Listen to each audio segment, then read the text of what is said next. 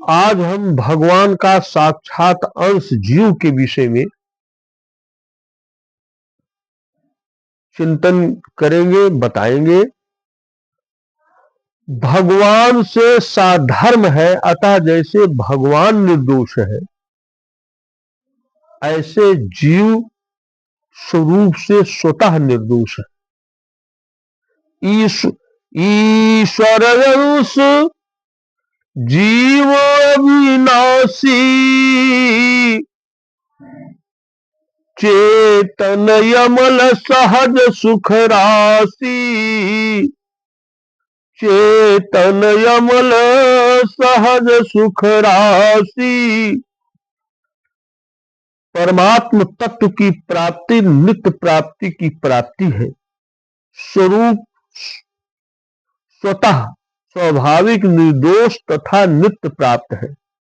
काम क्रोध लोभ मद मोह मत्सर आदि जितने भी दोष हैं सब असत है और असत से संबंध है। कैसे भी दोष कमो न हो, कैसे भी दोष क्यों न हो, वह मन बुद्धि में ही आता है, अपने में कभी नहीं। वस्तुतः हमारा संबंध न मन बुद्धि के साथ है न उनसे आने वाले दोषों के साथ। जैसे अपने में दोष नहीं है, ऐसे ही दूसरों में भी दोष नहीं है। सबका स्वरूप स्वतः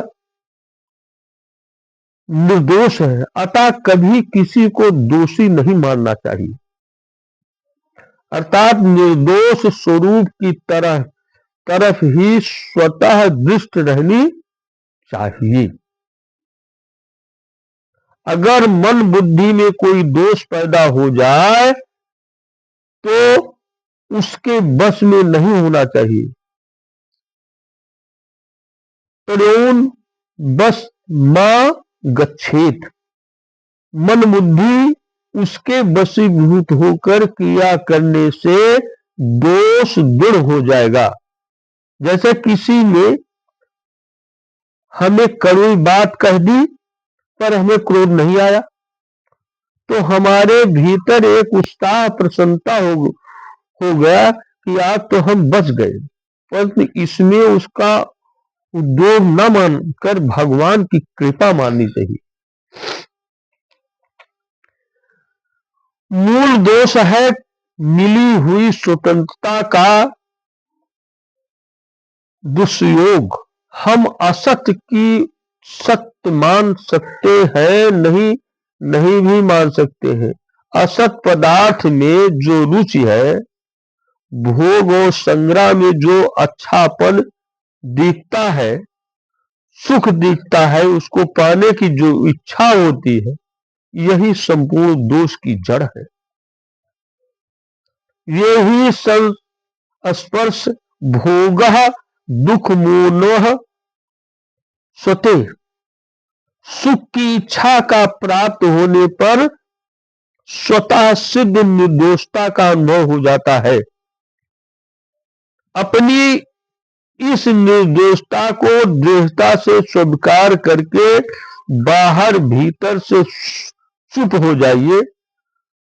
चुप हो जाने से अर्थात निर्दोष सत्ता को महत्व देने से दोषों को सर्वथा अभाव का अनुभव स्वतः हो जाता है।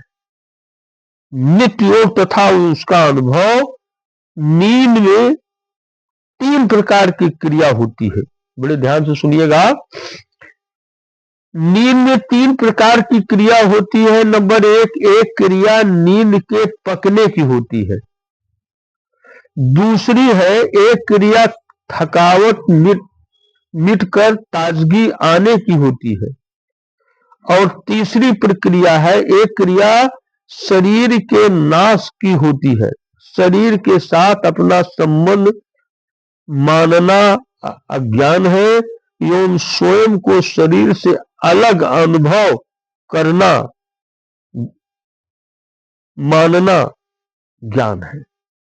इस प्रकार से आज हमने आप लोगों को इस यह जीव के विषय में तर्कपूर्ण ढंग से आपको बताया कि जीव और परमात्मा में कोई भेद है ही नहीं। परमात्मा और जीव एक है। इसलिए किसी में दोष हमें देखना नहीं है, सब निर्दोष है, क्योंकि सब परमात्मा ही तो है।